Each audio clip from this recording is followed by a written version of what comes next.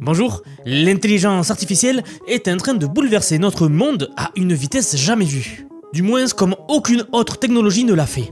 Et vous vous demandez peut-être, mais où est-ce que cela va-t-il nous mener? Les technologies comme ChatGPT 4 par exemple ne sont que les parties émergées de l'iceberg. Avec l'arrivée imminente de Google Gemini 2.0 ainsi qu'une course effrénée par tous les géants de la technologie dans le monde de l'IA, nous sommes vraiment à l'aube d'une nouvelle ère.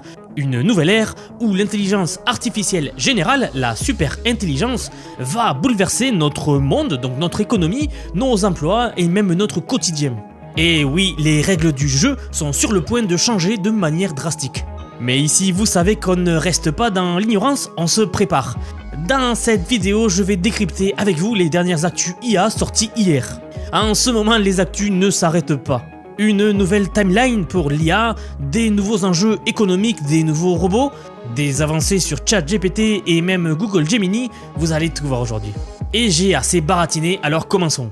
Et pour commencer, nous avons ce nouveau graphique proposé par Alexander Wang, le PDG de Scale, une grosse entreprise d'IA, qui redéfinit un peu les timelines, donc un peu la feuille de route en termes de date de la super intelligence artificielle, l'AGI. On y voit donc la phase actuelle, les phases passées ainsi que la prochaine phase, ce qui arrive ensuite. Comme vous le voyez, ici il a identifié trois phases. La phase de recherche, la phase de scaling, donc de mise à l'échelle, de démocratisation de la technologie et la phase d'innovation.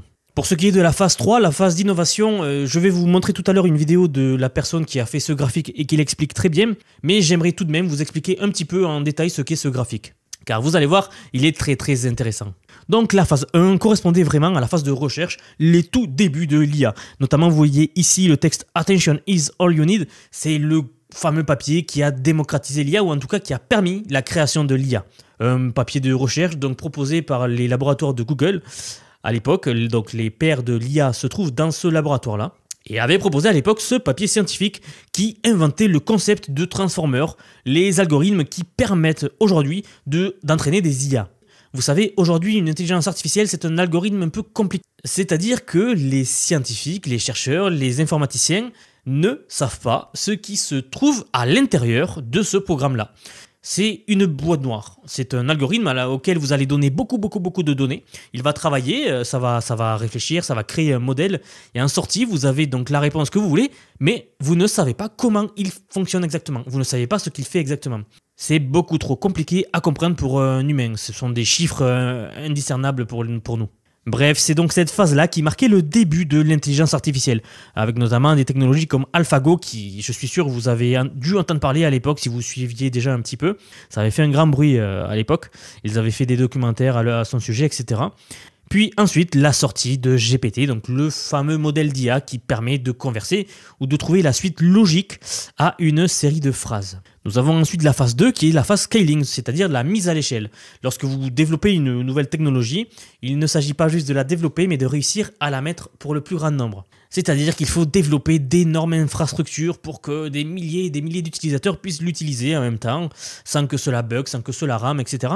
Tout cela, ça fait partie de la mise à l'échelle. Et bien sûr, lors du processus de mise à l'échelle, donc le scaling, il y a des avancées majeures qui se font d'un côté et de l'autre. C'est exactement ce que l'on voit ici, donc dans la phase 2 de scaling, avec l'apparition de par exemple GPT-2, GPT-3, GPT-4, puis aussi des modèles comme AlphaFold par exemple, qui est un modèle qui permet de trouver des protéines en médecine et de permettre aux scientifiques tout simplement de faire ce qu'ils ne pouvaient pas faire jusqu'à présent, c'est-à-dire de découvrir des millions et des millions de protéines. Je vous renvoie à une de mes vidéos que j'ai faites si cela vous intéresse, pour connaître l'impact exact de l'IA dans le domaine de la médecine. Bref, tout cela c'est la phase scaling, c'est jusqu'à où nous en étions jusqu'à présent. Alors je suis assez d'accord avec eux pour dire que c'est maintenant que nous sommes au début de la phase 3 de l'IA, c'est-à-dire la phase innovation, avec notamment l'apparition du modèle O1 Preview, qui est un modèle proposé par OpenAI, donc dans ChatGPT, et qui est un modèle qui va réfléchir avant de vous répondre. Donc là, on a une IA qui raisonne. C'est vraiment l'étape suivante. Alors regardez cette personne qui est la PDG, elle, de Cohere, une entreprise également dans l'IA, qui parle de cette phase-là. Où en sommes-nous au niveau des lois du scaling? Quelle amélioration des capacités attendez-vous pour les prochaines années? Nous sommes plutôt avancés. Je dirais que nous commençons à atteindre une partie plane de la courbe. Nous avons certainement dépassé le point où l'on peut déterminer l'intelligence d'un modèle simplement en interagissant avec lui. Les évaluations intuitives perdent de leur utilité. À la place, il faut faire appel à des experts pour mesurer dans des domaines très spécifiques comme la physique, les mathématiques, la chimie, la biologie. Il faut que des experts procèdent à une véritable évaluation. Voilà, je voulais vraiment commencer avec cette actu pour marquer la chose et pour situer là où nous en sommes dans l'IA. À présent, tout ce que vous allez entendre des innovations qui arrivent dans l'IA, etc., pourront être mises en contexte avec ce que vous savez maintenant des 3 phases de l'évolution de l'intelligence artificielle. Et d'ailleurs, très rapidement, si ce n'est pas déjà fait, vous pouvez vous abonner pour me soutenir, c'est la meilleure façon de soutenir la chaîne. Et bien sûr, ne perdre aucune des actualités par IA, je publie une vidéo par jour en ce moment. Voilà, désolé, je n'y passe pas plus de temps, on passe à la partie suivante. Alors voici un post de Dambo Ren, le chef du service cloud de Google IA, qui a publié donc ce post-là sur LinkedIn et qui a fait une gaffe. Il n'était pas censé dire ça, a fait grand bruit et c'est même devenu viral. Et ce qui est intéressant ici, pourquoi je vous le montre, c'est car il nous dit que la version expérimentale de Gemini, version 11.21, a fait des progrès assez monumentaux, et que leur modèle est devenu le premier modèle IA sur Chatbot Arena, j'en ai déjà parlé. C'est un classement qui classe les IA en fonction des préférences humaines. Et surtout, il nous annonce Gemini 2.0 qui sera disponible à partir de la 2e semaine de décembre. Donc c'est-à-dire là, ça arrive. Et je pense vraiment que cette information elle est juste, car juste après avoir publié ce post-là sur LinkedIn, Dambo Ren a modifié donc le post et a juste mis préparez-vous pour la sortie prochaine de Gemini. Clairement, il n'était pas censé annoncer une date comme ça. Il a pris un peu les devants, Google ne s'attendait pas à que l'info sorte comme ça. Mais avec tout ce que nous avons couvert récemment de Google, je pense vraiment que l'info est vraie. Et surtout que ça vient pas de n'importe qui d'ailleurs. Honnêtement, ça fait un moment qu'ils sont en train de teaser ce nouveau modèle. Alors oui, elle pourrait sortir entre le 10 et le 13 décembre, mais ce n'est pas dit, bien sûr, ça peut toujours être modifié. Mais en tout cas, la sortie, elle est imminente, comme vous pouvez le voir. Je me demande même si cela n'a pas été fait exprès, car vous le savez, les sorties de nouveaux modèles d'IA se battent souvent beaucoup pour l'attention. Vous le savez, mais le monde d'aujourd'hui est un monde d'attention, et c'est celui qui fera le plus gros bruit qui aura les meilleurs résultats, en tout cas dans le domaine de l'IA. Et ça ne m'étonnerait pas que tout cela ce soit une histoire montée, que le patron du service cloud de Google IA ait fait exprès de dire que ce soit un leak, etc. Alors que tout était prévu. Bon, ça en tout cas, l'avenir nous le dira. Mais je me suis amusé à aller dans Hugging Face pour regarder effectivement si un tel modèle était présent, si en tout cas c'était celui-là qui était arrivé premier dans le score des Chatbot Arena. Et oui, c'est bien celui-là, donc Gemini expérimental 11.21, celui qui nous disait sur le post de LinkedIn. Pourquoi je vous dis ça? Car précédemment, quand Google avait voulu sortir un nouveau modèle d'IA, je me souviens très bien, c'était une journée où OpenAI avait volé la vedette tout simplement à Google. Et la plupart des médias, et même youtubeurs, moi-même d'ailleurs, nous avions couvert l'événement d'OpenAI, qu'avait organisé OpenAI donc, au détriment de Google. Et honnêtement, il est même probable que OpenAI cherche à refaire la même chose et cherche à occulter cela en proposant de nouvelles nouveautés qui certainement vont arriver avant la sortie de Gemini 2.0. Et oui, la guerre des entreprises est féroce dans le domaine de l'IA. Ici, tout le monde se bat pour la suprématie de l'intelligence artificielle. Je le dis souvent, mais ce sera le marché le plus important d'ici quelques années. Donc en tout cas, reste à voir ce que OpenAI fera pour devancer Google cette fois-ci. C'est une période assez fascinante. D'ailleurs, cela nous amène à la news suivante de OpenAI justement, et j'ai l'impression qu'ils sont déjà en train de contre-attaquer. Vous pouvez voir ici des documents récents qui ont fuité, et bien sûr je dis fuité entre guillemets car dans ce domaine-là, beaucoup de choses fuitent comme par hasard. Bref, OpenAI serait probablement en train de préparer, de s'attaquer directement cette fois-ci à Google, une attaque frontale, avec la création d'un navigateur web propulsé par ChatGPT. Vous savez que Google est le leader des navigateurs web avec Chrome et surtout le leader des moteurs de recherche avec Google. Et bien ici, leur domination est enfin menacée et c'est de OpenAI que vient la menace. Voilà, donc selon l'article, OpenAI serait en train de développer un moteur de recherche beaucoup plus avancé et un navigateur qui viendrait à remplacer cela. Je ne sais pas si vous avez déjà eu l'occasion d'essayer ChatGPT avec la nouvelle fonction de recherche, mais c'est vraiment puissant. Là, vraiment, la recherche, elle est personnalisée. Quand vous avez une question, essayez de comparer entre ChatGPT et Google et vous risquez d'être très surpris par le résultat d'ailleurs. D'autant plus que récemment, aux États-Unis, le gouvernement essaye de démanteler le monopole de Google. Alors, je ne sais pas si vous le saviez, mais aux États-Unis, quand une entreprise a un trop grand monopole dans le marché, elle est souvent attaquée par le gouvernement pour justement faire jouer la concurrence. Ils auraient même été priés de vendre certains départements de certaines filiales, dont Chrome, donc le fameux navigateur web. Alors, si cela se produit et que justement, comme par hasard, OpenAI sorte son navigateur à lui à ce moment-là, eh bien, vous comprenez que ça pourrait faire un grand bruit et potentiellement inverser les choses. Alors, la dernière fois que j'ai vérifié la capitalisation boursière de Google, elle était estimée à 2000 milliards de dollars. Et donc, voir une petite entreprise comme OpenAI évaluée à quelques milliards de dollars faire compétition directe avec Google et possiblement les détrôner, ça vous montre à quel point l'IA est puissante et à quel point, en fait, l'IA, c'est le futur. C'est vraiment ce qui arrive et c'est pour ça que je dis souvent que l'intelligence artificielle, c'est le plus gros marché de l'avenir. Restera juste à voir si Google va prendre des mesures pour contrebalancer cela. Pour l'actu suivante, nous avons des nouvelles de Nvidia, et notamment dans le domaine de la robotique, et plus précisément avec un extrait que je vais vous passer du PDG de Nvidia, Jensen Huang, qui, si vous suivez la chaîne, vous savez que on en parle souvent, car il est en train de devenir tout simplement l'homme le plus puissant du monde avec Nvidia. Mais ici, vous allez voir qu'il nous explique que la robotique, c'est également, comme l'intelligence artificielle, un domaine, un marché d'avenir majeur. Il nous explique même que les robots que nous allons produire en masse, comme par exemple ceux de Elon Musk avec les Optimus, seront vraiment les robots de l'avenir. Et que c'est incomparablement plus puissant que des robots en usine très spécialisés. Ici, les robots humanoïdes arriveront dans un monde déjà adapté à eux, car tout simplement, le monde est adapté à nous. Nous avons tout construit et tout fait pour que cela soit adapté à nous. Donc construire un robot comme nous, c'est un avantage majeur dans le monde d'aujourd'hui. Écoutez ce qu'il en dit.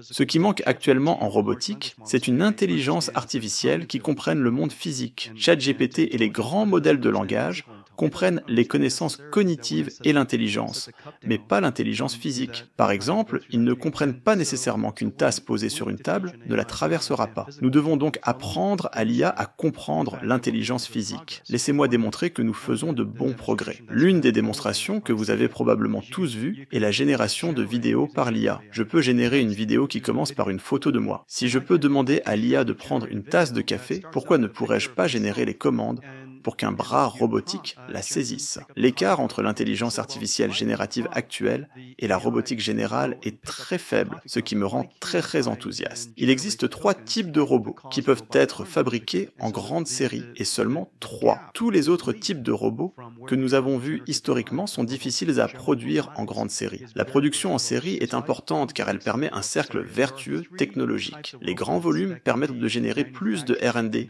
ce qui permet des avancées technologiques majeures, créant de meilleurs produits et augmentant encore les volumes. Ce cercle vertueux de R&D est vital pour toute industrie. Seuls 3 types de robots peuvent être produits ainsi, mais 2 d'entre eux auront les plus grands volumes. La raison est que ces 3 robots peuvent être déployés dans le monde tel qu'il existe aujourd'hui. Il y a les voitures, car nous avons créé le monde pour elles depuis 250 ans, les drones, car le ciel est relativement illimité, et les robots humanoïdes, car nous avons créé le monde pour nous-mêmes. Avec ces 3 types de robots, nous pouvons développer la robotique à très grande échelle. C'est l'un des avantages d'un tel écosystème de fabrication. Le PDG de Figure, Brett Adcock, confirme que beaucoup ne comprennent toujours pas ce point. Les robots humanoïdes sont une solution qui ne nécessite aucune modification de notre monde pour être utile. Certains demanderont si la forme humaine est idéale, mais ce n'est pas la bonne question. La forme humaine est peut-être étrange, mais l'important est que nous avons construit un monde entier adapté à notre morphologie, et les humanoïdes s'y intègrent naturellement. That's one of the advantages that a manufacturing ecosystem like this one, really has. Et pour la news suivante, nous avons le CEO, donc le PDG de DeepMind, Demis Hassabis, qui a annoncé quelque chose d'assez intelligent sur l'IA sur une interview récente. Je vous laisse l'écouter. Je pense que nous sommes à l'aube de cette ère. Je sens vraiment que nous sommes au seuil d'un nouvel âge d'or des découvertes. Nous avons besoin de beaucoup plus de sciences interdisciplinaires, utilisant l'IA de la bonne manière, en posant les bonnes questions avec des experts du domaine. Les applications possibles sont presque illimitées. Bien sûr, l'intelligence artificielle elle-même, en tant que discipline scientifique, s'améliore constamment. Il y a l'application directe des technologies actuelles aux autres domaines, et il y a aussi l'amélioration continue de l'IA elle-même, qui suit une progression exponentielle. Je pense qu'il y a encore beaucoup de progrès à faire.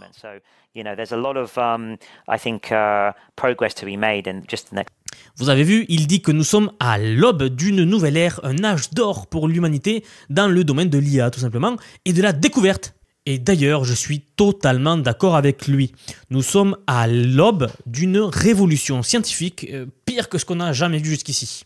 Certes, il y a eu beaucoup de découvertes récemment, beaucoup de technologies, etc. Mais je trouve qu'on stagnait un petit peu niveau technologie. Depuis l'arrivée de l'IA, j'ai l'impression que tout s'accélère dans tous les domaines que ce soit en recherche fondamentale ou même en ingénierie, tout s'accélère et tout cela c'est dû à l'IA. Si vous vous rappelez du premier graphique, nous sommes en phase 2, nous allons atteindre la phase 3. La phase 3, c'est la phase qui va démultiplier absolument la recherche scientifique et la recherche en général. Avec des intelligences artificielles qui vont raisonner pour la première fois. Qui dit qu'une IA raisonne, dit qu'une IA pourra faire des découvertes par elle-même. Et quand vous savez qu'une IA est incommensurablement plus intelligente qu'un humain, vous vous doutez de la puissance de ce qui arrive. Les découvertes vont s'accélérer. Et pour finir, je voulais vous rajouter cette petite partie extra. Un graphique qui fait de nouveau parler de lui. C'est un rapport qui explore comment l'AGI pourrait transformer les salaires et la productivité humaine. Ici, deux scénarios sont envisagés. Un scénario de base où l'AGI devient une réalité dans 20 ans et un scénario assez agressif où cela se produirait d'ici 2029. C'est le scénario privilégié par les chercheurs, la plupart des chercheurs dans les laboratoires d'IA. Dans les deux cas, la productivité humaine moyenne augmente, ce qui est logique, car l'AGI permet de réaliser davantage de tâches. Cependant, vous avez ici un graphique qui montre les salaires par rapport aux années écoulées. Eh bien, on voit que les salaires ne suivent pas le gain de productivité. C'est une trajectoire assez inquiétante. Dans le scénario agressif, les salaires augmentent dans un premier temps, atteignant un pic ici, juste avant que l'AGI ne devienne totalement fonctionnelle pour ensuite chuter brutalement. Cela s'explique par le fait que les entreprises adopteront massivement l'AGI pour réduire leurs coûts, bien sûr, ce qui déclenchera une guerre des prix pour les biens et les services, abaissant donc ainsi les salaires de la majorité des personnes à des niveaux proches de ceux d'aujourd'hui. Même sans IA, les salaires augmentent traditionnellement avec l'inflation. Mais avec une AGI agressive, les salaires chuteraient rapidement après leur pic, car les tâches seraient largement automatisées. Cela pose de sérieuses questions sur le fonctionnement du monde à ce moment-là, notamment dans une économie où l'AGI pourrait accomplir une grande partie des tâches humaines. Voilà, je voulais rapidement vous montrer ce graphique car il illustre ce que sera l'avenir et notamment l'avenir proche. Il va falloir que nos sociétés discutent de plus en plus de l'avenir économique du monde. Comment nous allons nous positionner dans un monde économique où la productivité ne sera pas un problème. En fait, où la production sera quasiment infinie, avec des IA qui travailleront non-stop. Certains d'entre vous, dans les commentaires, ont déjà commencé à parler de revenus universels, etc. Ce sont des questions légitimes à se poser et des débats à avoir, je pense. Mais ça sera pour une autre vidéo. Je vous rappelle que si ce n'est pas déjà fait, vous pouvez vous abonner si la vidéo vous a plu et surtout pour ne rater aucune des suivantes actus technologiques telles que celle-ci.